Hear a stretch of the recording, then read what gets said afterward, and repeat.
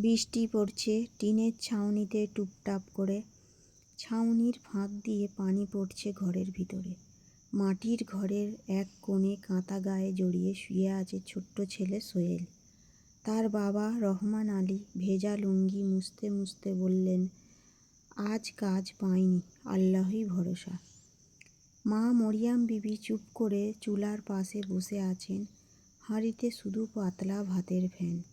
তিনি সেই ফ্যানই দুই ভাগ করলেন বাবা আর ছেলের জন্য। নিজে কিছু নিলেন না। রাতে সোহেল ঘুমানোর আগে বলল, মা, আজ তুমি খাবে না? মা হাসার চেষ্টা করে বললেন, মা তো রোজাই আছে বাবা। কিন্তু আল্লাহই জানেন ওটা রোজা নয়, ওটা অভাব। পরদিন ভোরে বাবা নামাজে দাঁড়ালেন। সেজদায় গিয়ে তার চোখ ভিজে গেল। হে আল্লাহ, আমার ছেলেটাকে পড়াশোনা শিখিয়ে দাও।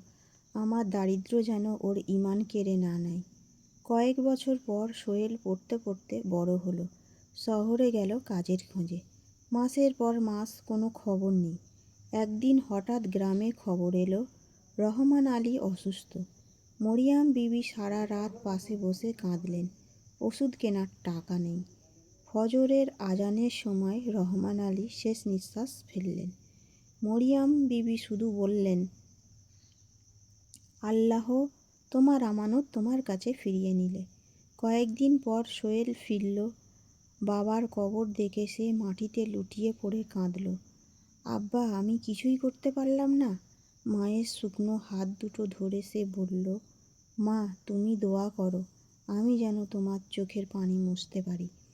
মরিয়াম বিবি কাঁপা কণ্ঠে বললেন, বাবা, তুমি নামাজ ছেড়ো না।